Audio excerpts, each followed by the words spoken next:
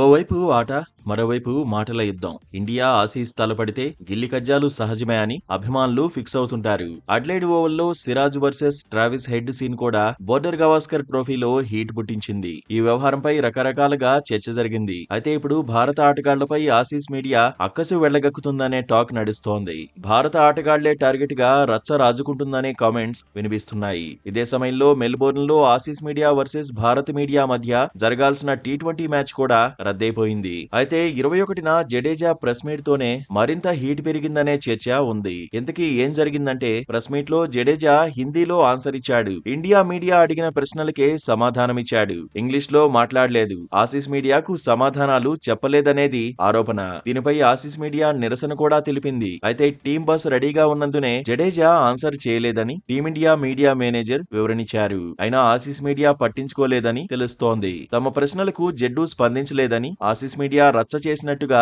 చర్చ జరుగుతోంది. భారత ఆటగాళ్లు దురుసుగా ప్రవర్తిస్తున్నారని కొన్ని సంస్థలు కథనాలను ప్రసారం చేశాయి. ఆసీస్ మీడియా తీరు సరిగా లేదని team India media manager exhibition match ను ఆడేందుకు నిరాకరించారు. ఇండియా మీడియా కూడా మ్యాచ్ కు దూరంగా ఉంటామని చెప్పేసింది. జడేజా ఇంగ్లీషు సరిగా మాట్లాడలేడని అతడిపై బౌన్సర్లు సంధించడం సరికాదనే వాదన వినిపిస్తోంది. ఇటీవలే మెల్బోర్న్ లో ఆసీస్ మీడియా వర్సెస్ విరాట్ కోహ్లీగా సీన్ కనిపించింది. తన పిల్లల ఫోటోలు, వీడియోలు తీయవద్దని కోహ్లీ వారించాడు. దీనిపైన కొన్ని ఆసీస్ మీడియా సంస్థలు రచ్చ చేసినట్టుగా కథనాలొస్తున్నాయి. మరోవైపు టీమిండియా ఆటగాళ్లను సైకలాజికల్ గా దెబ్బతీసే ప్రయత్నాలు జరుగుతున్నాయని కొందరు వాదిస్తున్నారు. ప్రస్తుతం సిరీస్ ఆసక్తికరంగా సాగుతోంది. తొలి మ్యాచ్ లో టీమిండియా గెలిచింది. రెండో మ్యాచ్ లో ఆసీస్ సత్తా చాటింది. మూడో మ్యాచ్ డ్రా అయింది. నాలుగో మ్యాచ్ పై అభిమానుల్లో ఉత్కంఠ పెరిగింది. ఆసీస్ పర్యటనలో తీన్మార్ ఆడేయాలని భారత్ పట్టుదలగా ఉంది. గత 2 పర్యటనల్లోనూ బోర్డర్ గవాస్కర్ ట్రోఫీలను గెలుచుకుంది.